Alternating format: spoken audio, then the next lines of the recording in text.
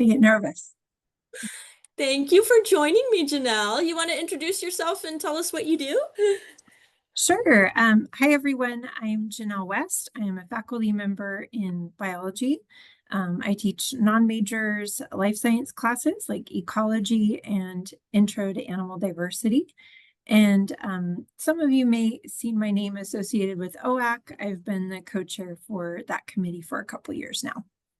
Yes, doing some hard work. I appreciate what you do there, to be honest. Thank you. For So sure. I reached out to you because you do have some of those leadership roles and you're just generally a happy, well-connected person, and I appreciate that about you as a colleague.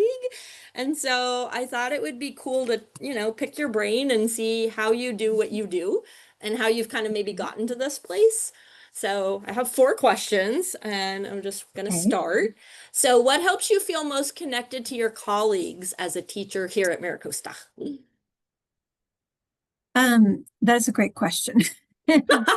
I think for me, I feel most connected when I've worked hard to build the relationship with that person. And that takes time, for Yes. sure. But I have kind of strategically, built friendships, getting to know people outside of just a meeting or a question I need to ask them. As some of those interactions sort of naturally lead to longer conversations, it becomes like, hey, do you want to grab coffee? We could talk about this a little more. Or Yeah. and sometimes it's not always that, but I do have about three folks I regularly have lunch with that sometimes we talk about work stuff and sometimes it's just our family or life in general. And I think for my personality, having that connection that I know they know me outside of Mhm. my work role makes me feel connected and comfortable and I can be myself. I So, love that. And are these folks within your same department and discipline, or are they spread out? spread out, Okay. honestly. Yeah. Sometimes for me, like some of us who are full-time instructors, we may have been hired in a cohort. And Right. so I have one friend from that I connect with, not Right. all the time, but it's like someone Sure. in your corner.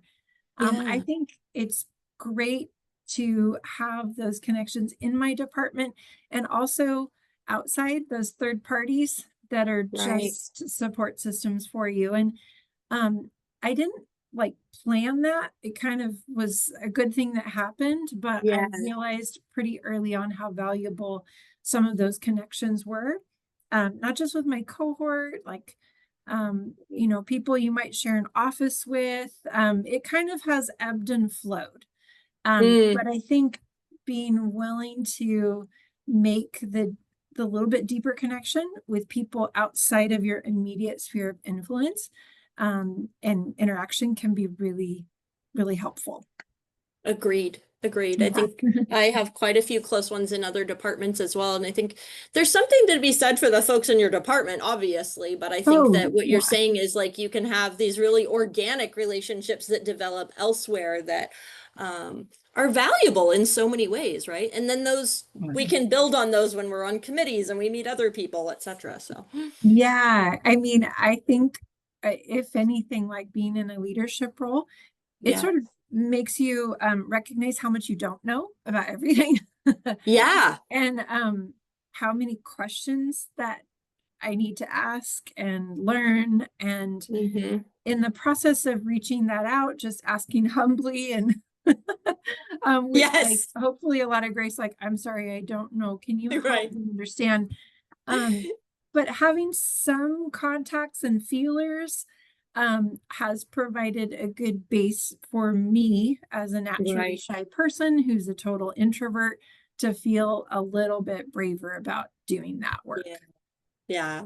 I'm glad you said that. I was talking with Richard Ma a week and a half or so ago, and he was essentially saying the same thing. He's like, I'm an introvert by nature, like these happen, but and and I guess I just want to keep amplifying that is like even if you're somebody who doesn't naturally go circulate and socialize and say me, like you can definitely still develop some really meaningful and needed relationships, right? Yes. Yes. Can you describe a time when a colleague helped you grow in your teaching practice or anything professionally, really?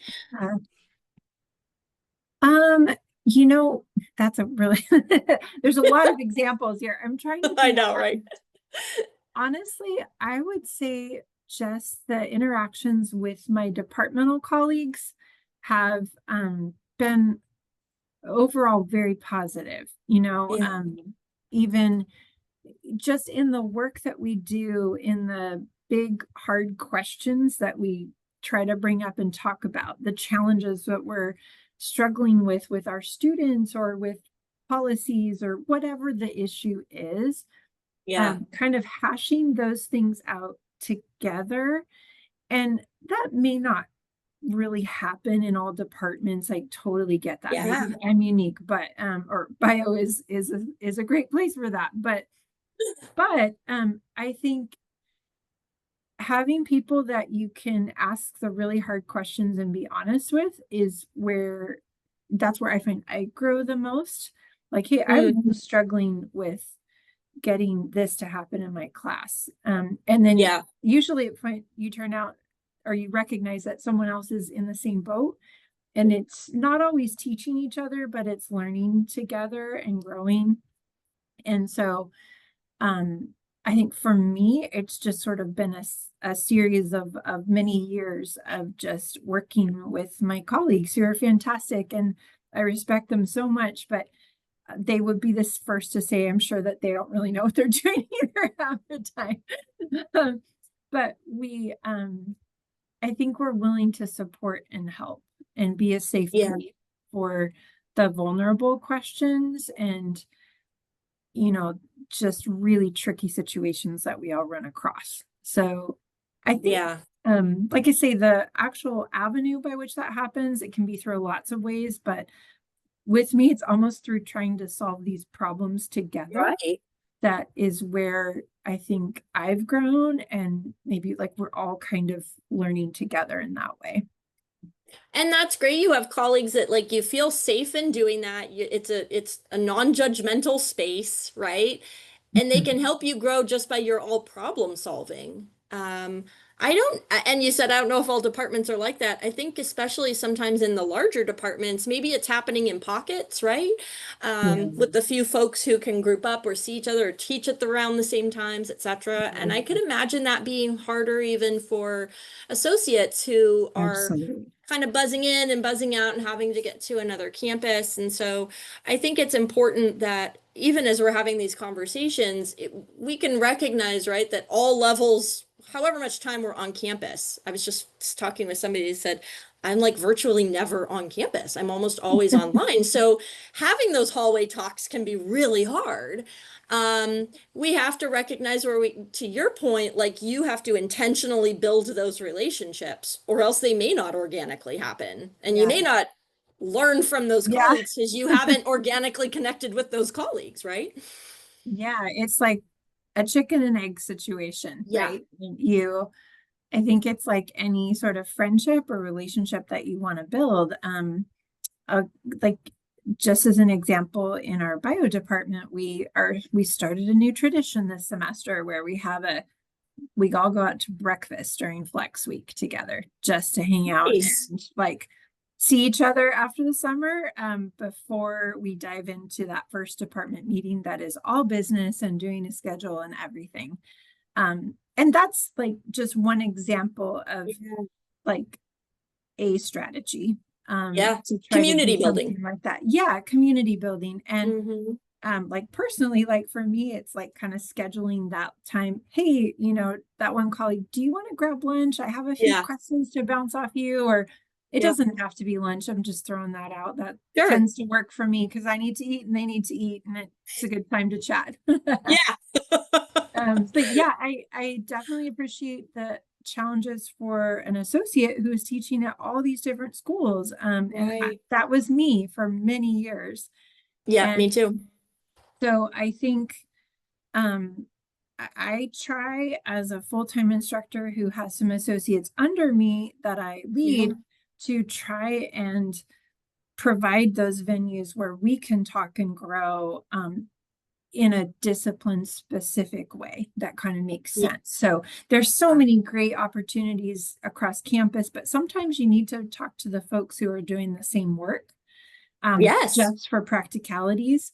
So I I'm trying. I won't say I have that figured out, Yeah. but it's in the back of my Same. head. Like make the Same. time for that. It's Yeah. important.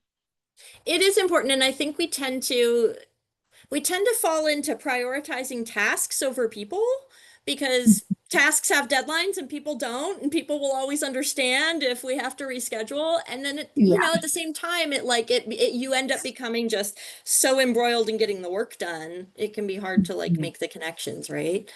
I'm gonna like revise my next question slightly because I Okay. think that we both have a background of teaching part-time for a long time prior to getting the full-time position. And they're different worlds in the sense that you have the privilege as a full-timer, right, to, pick some of your own spaces that you're in, pick some of the times in which you are in those spaces, and maybe more directly cultivate or curate that group.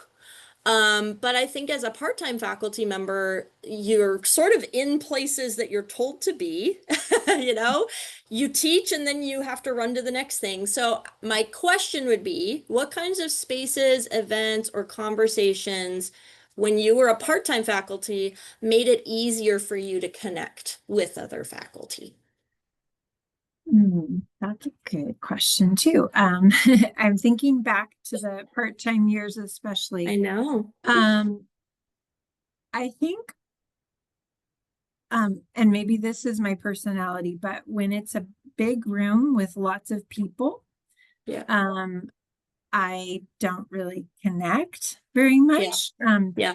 Even if I'm at a table, sometimes I'm just distracted by all that's going on around me. Got it. Um, I think the kind of more meaningful interactions I had were like smaller settings where Mm, there was, and I am a shyer person. I'm not the one who's going to give all the comments in the room, and I'm probably just going to listen and watch most of the time and then chime in when I feel like I have something to say.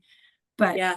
um, I think the smaller spaces in smaller groups that have a very targeted point of discussion or action Mm, item that you're trying to solve is where I felt like I connected because I was focused on what was going on. I tried to contribute. There was like a deliverable almost that we were yeah. completing at the end, even if it was something simple. Right. That was, I think, just for me, like smaller, like Yep. kind of tighter, cozier environment. Yeah. I'm thinking about just being a part-timer too, and the different places I was at. Sometimes you'd have, like we call them discipline specific meetings, where even within a larger department, who are the people that teach these courses? And Yes. then they that are more naturally connected, when you meet with those people, that's where I felt like I had something to say Hmm. and I had a intelligent question to ask that was going to be, a good one or something Yeah. that was Yeah. well received. So, um, and I mean, I love Zoom for all of the flexibility it offers, totally, but I'd have to say I definitely feel Yeah. more connected when it's a face-to-face interaction. But small Zoom meetings can also be great if they're everyone's contributing and the environment's there.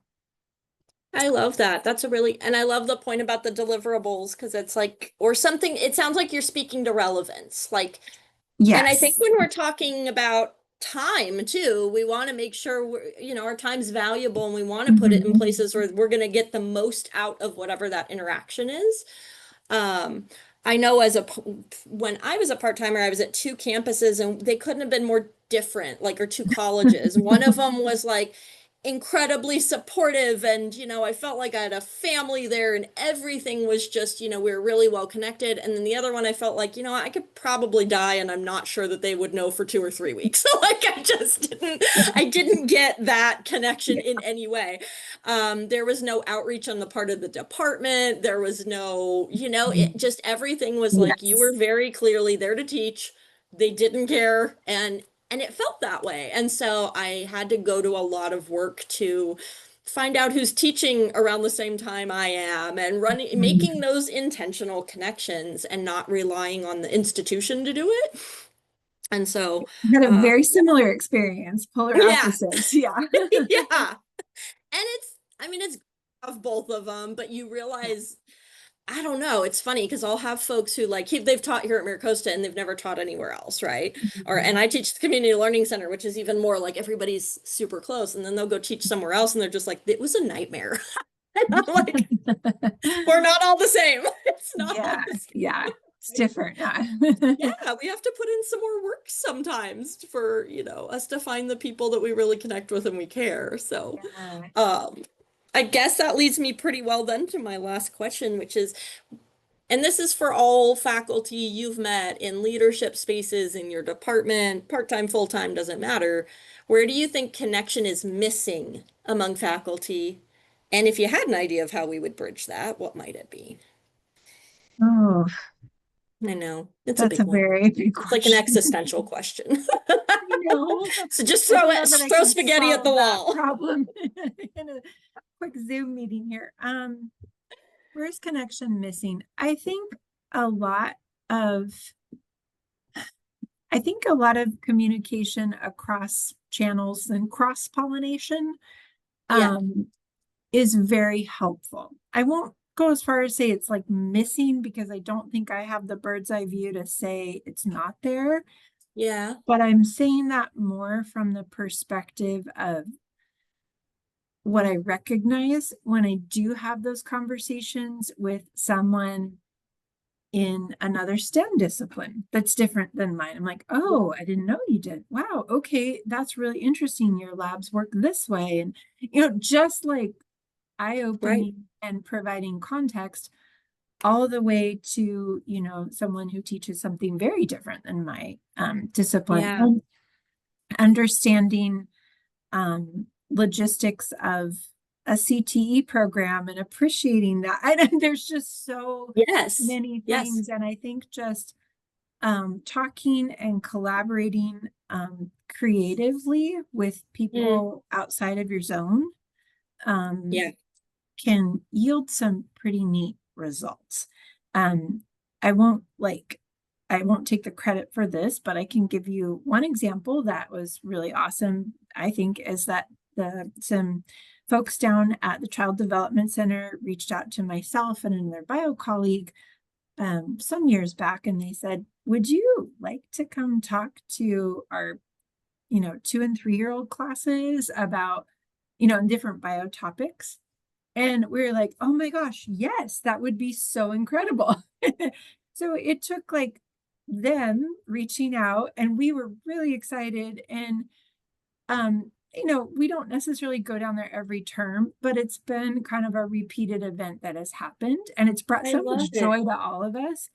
Um, Yeah. so that's like a cross-pollination thing. And funny, we were talking about pollinators one day, actually. And also I think sometimes it's like it's tricky to connect our students and ourselves with all the great resources that are available because Yeah. There's um, one. there's a ton. And one kind of physical resource that I've been using in my courses is the succulent garden down in horticulture with my classes. So previously, my students, we went on a field trip, which was really fun, but it did cost a little bit of money and it was some driving time. And I kind of finally realized, oh, I wonder if I could just use that space there and Hmm. achieve the same learning goals. And that took me reaching out to the staff at horticulture. They were Yeah. more than happy to accommodate. We kind of have this rhythm of how it works out. And it's a Yeah. cool collaboration that benefits my students, but it took me a while to figure that out, I guess. And Right. just saying, maybe kind of be brave, creative, ask the questions Yeah. to find out what you don't know. Folks at the library have been so amazing at curating resources for my students. And I think we feel sometimes as faculty that we're doing it alone because it can feel like that. Yes. And there are a lot of people out there to help. And Mm-hmm. sometimes you don't even know where to ask, but I think Right. just start asking a couple people that you know to ask, and they Yep. probably won't know, but they might give you the next name. So follow Right. those rabbit trails, and I think you might be pretty happy with what you find out after some some leaps through there. Oh my God, I'm so glad you said all that because I feel like I wear a few hats at the college, and as a result, I'm connected with a lot of people in different departments. So I feel like I'm always one of those folks who's like, I'm always asking people something. But to your Uh-huh. point, like there was not a time when I did that. I was always stuck in my zone and I taught English, and that is what I did. It didn't occur to me to like field trip. It didn't occur to me to like cross a discipline and say, would you come do this thing, right? And now I feel like that's become my second nature, and I've gotten so much out of it that I see connections where I wouldn't have ever seen that. But the fact that you're saying I love that child development connection, it's like, yeah, we could go down there and could go to horticulture, and half the time, I would say more than half the time, you call somebody and say, "Could we do this thing?" and they're just so excited. It's like, Yeah, "Yes, we could do this thing. Oh my God, I can't wait to do it." Because they totally. didn't even Yeah. know they wanted to until you bring it up, and then it's like, why didn't we do this before? Right? Yeah. So I know. I I think think we're scared to ask we're sometimes, or scared to that maybe we're ask, right? Or bothering it's like, someone. oh, is it really a should we? And it's like, yes, we should. Like, what's the harm, But Yeah. Yeah. yeah, the more that we can talk to each other. So to your point, is it really missing? Not necessarily, but getting out of those zones and just trying and being a little risky. Yeah, the dividends are huge. So I was Wow. just thinking of a conversation you and I had at the Monday kickoff. It was, all the science people and for some reason me sitting at this table, and you were all talking about the emergency protocols. And that was eye-opening for me. That was so eye-opening. I can't tell you how many times I've talked about this conversation. So for those of you listening, so we're sitting at a table and we all started talking about like emergency protocols. And you mentioned that science lab instructors might be the only ones at the college who really regularly go over like evacuation protocol and what to do in an emergency because the lab requires it. And that was so eye-opening to me of like, I've never done that. I don't know anyone else who's done that. Oh my gosh, you're right. And like, would my students it was so eye-opening. And should it have been? I don't know, but it was just one of those Oh, I don't think you're cross-discipline, alone in like, that. yeah, like, no, as an English instructor, I'm not like, there's the emergency exit and you should know that because, or Yeah. here's where the first aid kit is. Like, it would never occur to me. I wouldn't need to do that. So it's another good example of having those Right. cross-pollinating conversations, right? I'm still Yeah. probably not going to go over it, but I'm really glad you do. Well, we tell everyone in an You tell emergency, everyone, there's a and they sheet on tell your two door. Okay. friends, and everyone is No. safe. We say, listen to your instructor, follow their guidance, and then you. Yes, I love it. Thank you for talking with me. Is You're there anything I welcome. didn't cover? Anything you want to share about building connections or Um, finding resources that maybe you didn't know about or would love to amplify?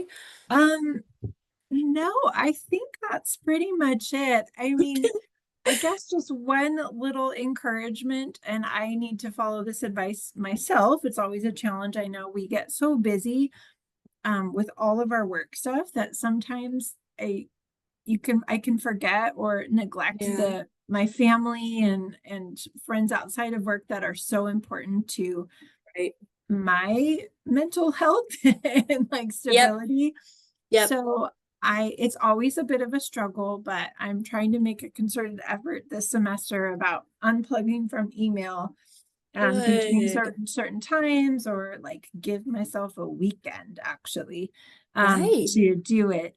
So I think right. sometimes I would feel guilty, like I'm not getting back to my student quickly enough. And in Yep. reality, I'm doing fine. I know that, Yes. but it's just that like constant nudge to I should be doing more. Or so Yeah. I guess I'm if anyone else feels like that, you're in good Yeah. company. But I think Give yourself some setting grace. those boundaries Yep. will help you last for the long haul Yeah. and help you be a better person overall for your students too. And I think Yeah. I've been trying to communicate, that aspect to my students. Hey, if you send me an email after this time, I will not be responding until, you know, Yeah. such and such a time, based Right. on whatever it is. And I say, I'm just trying to model some work-life balance for you. I'm trying Oh, to I figure love this out. that. Yeah. But you have lives and you have important people that you need to care for. So, it's okay. Like I expect that you might take a little while to respond to me because of your obligation. So I'm in light of all the people that we're talking about that support us and our resources, I would just say let's not forget our family or close Yep. friends or Yeah. spouse, kids, whatever it is, your people. Yeah. Just make sure you make some time for them too. I love that you just said that because it reminds me of something that I got into a habit several years ago of I think we all know we check email long after we should check email. We Totally. just do, right? And I got into a habit of not replying after like 6 p.m. or something. I would reply, but maybe I schedule send so that very intentionally nobody is seeing me reply to that. And it's sort of for that same boundary thing of like, it might truly be the Mhm. most quiet time and best time for me to work. But, and I'm speaking more as a department chair here, like, I don't want my faculty to ever see me sending something at 9 o'clock, 10 o'clock at night and thinking, a, oh dear God, what's wrong with her? Why is she still doing this? And she needs to go to bed. Because I think that about my boss when he sends, I'm like, just go to bed. It's okay, right? But I also don't want them feeling like, oh my God, I didn't get back to her. I should have been working. I Yeah, should have been, I try to keep things, and I do the same with students to kind of model that. So I love that you're doing that because we need to walk the walk. And I unplug sometimes too, or I'm known for telling everybody I will be offline for the next 2 days. Like if there's an emergency, here's who you contact, but just to yes, yeah, protect that space, and that's okay. And it's so much harder since COVID because there's no boundaries since COVID unless the ones we enforce. totally. Yeah. Yeah. 100, So thank yeah. you for that nugget. It's always worth Sure. repeating. Yeah. Thank you, my friend. I really All appreciate right. you meeting with me today You and bet. continue to be joyful. I love you. Thank you so much. Okay. Thank Bye. you. Bye-bye.